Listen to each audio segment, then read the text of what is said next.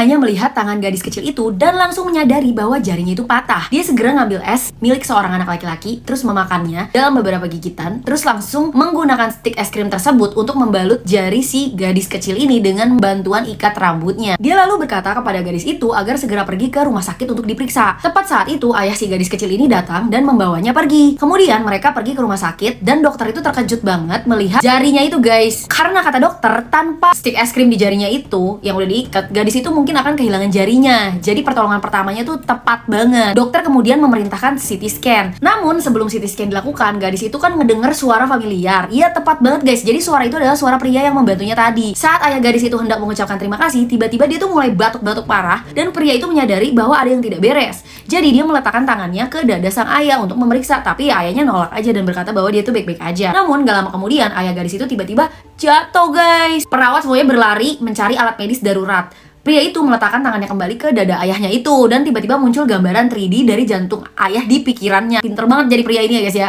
Dia menyadari bahwa si ayah mengalami henti jantung, tapi perawatnya hanya membawa masker oksigen. Pria itu langsung bersikeras untuk memeriksa jantungnya. Dan ketika dokter memeriksanya, barulah mereka sadar bahwa jantung ayah sudah tidak berdetak. Pria itu segera melakukan resusitasi jantung dan berkat bantuannya detak jantung ayah kembali. Namun sekarang sang ayah membutuhkan operasi darurat. Sayangnya saat itu tidak ada ahli bedah yang tersedia untuk melakukannya. Para perawat khawatir jika nggak segera melakukan operasi, si ayah ini mungkin nggak selamat. Mendengar hal itu, si gadis tahu bahwa hanya pria itu yang bisa menyelamatkan ayahnya. Dia memohon bantuan pada si pria itu, namun pria itu mengatakan jika dia melakukan operasi, maka karir medisnya akan berakhir karena adanya kontrak yang sudah dia tanda tangani. Saat pria itu berbalik hendak pergi, gadis itu memegang tangannya dan mengeluarkan satu-satunya koin yang dia miliki dari sakunya, meletakkan koin itu ke tangan pria itu. Melihat air mata gadis itu, si pria langsung memutuskan bahwa apapun yang terjadi dia akan melakukan segala cara untuk menyelamatkan ayah gadis kecil itu.